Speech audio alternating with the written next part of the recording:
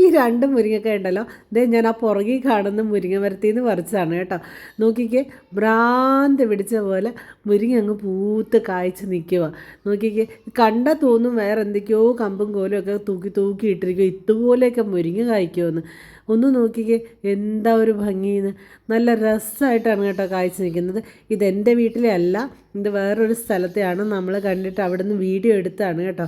നമ്മൾക്കിതിൻ്റെ തൈകൾ സെയിലിനുണ്ട്.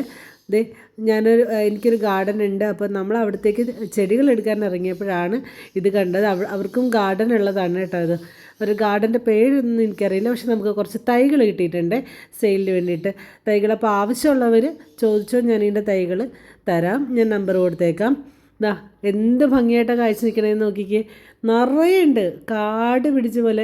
ഇതിൻ്റെ ഒരു 10 കിലോത്തോളം തലേ ദിവസം ആ ചേച്ചി പറിച്ച് വിറ്റു എന്ന് എന്നോട് പറഞ്ഞു. കാരണം കൊമ്പൊടിഞ്ഞ് വീഴാതിരിക്കാൻ വേണ്ടിയിട്ട് കുറേ അധികം അതിൽ നിന്ന് പറിച്ച് കൊടുത്തു. അതിന് ശേഷമുള്ളതാണ് ഈ കാണുന്നത്. ചെറിയൊരു കുറ്റിയൊക്കെ വെച്ചിട്ട് താങ്ങിയൊക്കെ നിർത്തിയിട്ടുണ്ട്. ചെടിമുരിങ്ങയാണ് കേട്ടോ ഇത്. ചെടിമുരിങ്ങ എന്ന് പറയുന്ന സാധനമാണ്. അത്രയേറെ, കാരണം ഇതിൽ വഴിയെ കൂടി പോകുന്ന ആൾക്കാർക്കൊക്കെ അതിശയമെന്നാണ് ചേച്ചി പറഞ്ഞത്. പക്ഷേ എനിക്ക് എൻ്റെ ദൈവമേ, ഞാൻ എൻ്റെ ജീവിതത്തിൽ ആദ്യമായിട്ട് ഇതുപോലൊരു കാഴ്ച കാണുന്നത്.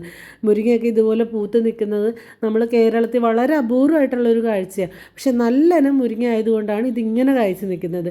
ചെടിമുരിങ്ങയാണിത്.